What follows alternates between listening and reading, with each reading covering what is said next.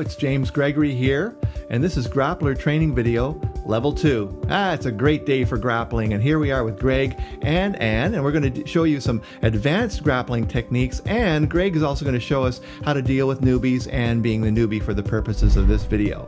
Alright, just a review of what gear is needed for grappling.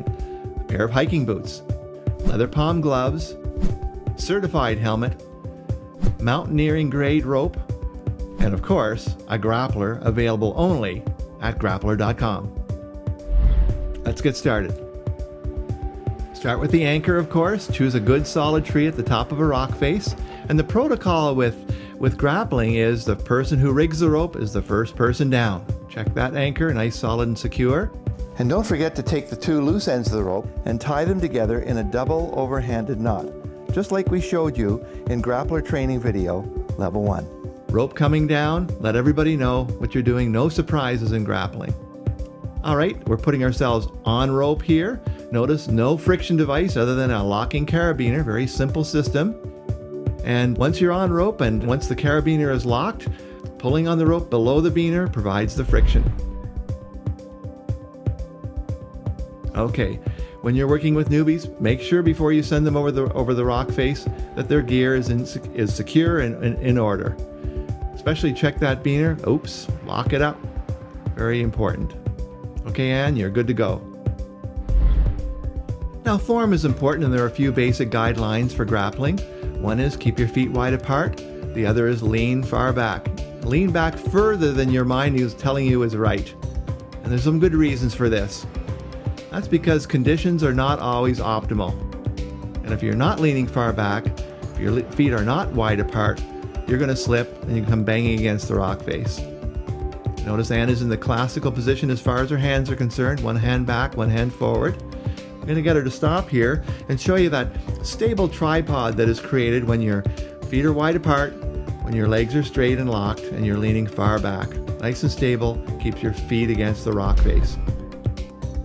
Now, with newbies, Grappeller offers the feature of being able to belay a newbie from below. So a seasoned grappler holds the rope loosely in their hands, and should the newbie get into trouble, by pulling on the rope, you can now control their descent and lower them safely.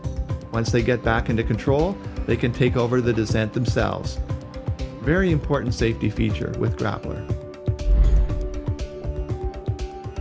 Now, I also recommend that in the case of working with newbies that you put them on a double wrap starting right from the top. So instead of a single wrap that we showed you, you simply add a second wrap on the biner. And what this does is it adds significantly to the amount of friction that the biner provides. It means you don't have to pull as much on the rope and the descent is much slower. Now you can also do what Greg is doing here and add that double wrap halfway down a rock face as long as you're standing in a secure area.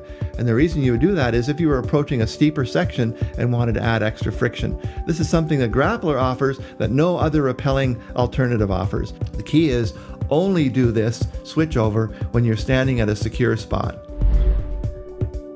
Grappeller offers a wide variety of hand grips, unlike conventional rappelling system. So here's classic, hand on the hip, one hand forward.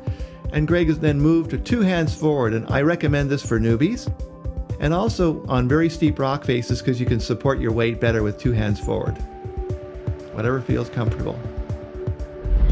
And talking about that, there's always Australian style. Try this with conventional rappelling gear, switching directions halfway down a rock face. The key is always at least one hand on the rope. G'day, mate. Now, when putting away the rope, newbies tend to coil a rope, but coiling introduces twists, and the end result is a rat's nest of snarls and kinks and knots. And the next time you go to get the rope, it'll take you long minutes to get it smooth, or you end up throwing a rat's nest down the rock face. Now, what we recommend is laying the rope. This is a technique we've learned from the firefighters. I'm going to slow this down to show you that we're not coiling, we're looping.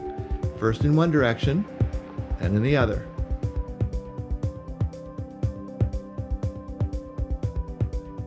The end result is a beautiful rope. You take that little tail there, wrap it around a couple of times, and you're good to go the next time you need the rope, and it's going to come out smoothly and quickly.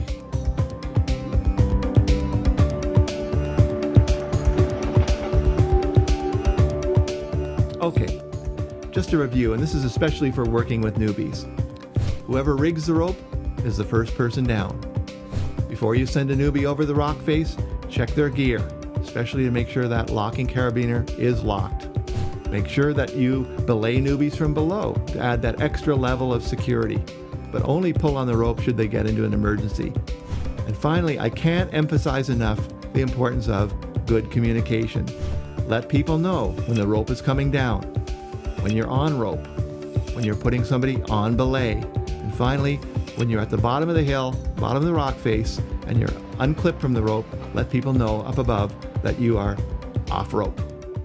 Coming up next is Grappeller training video level 3, in which we deal with some advanced grappling techniques, such as winter grappling. Who would have thought that grappling in the snow and ice would be so much fun? How to deal with vertical rock faces. And grappling from trees, which I think has the potential to become a whole new sport unto itself.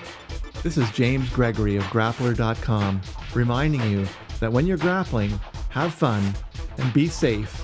And remember that with a grappler, anything is possible.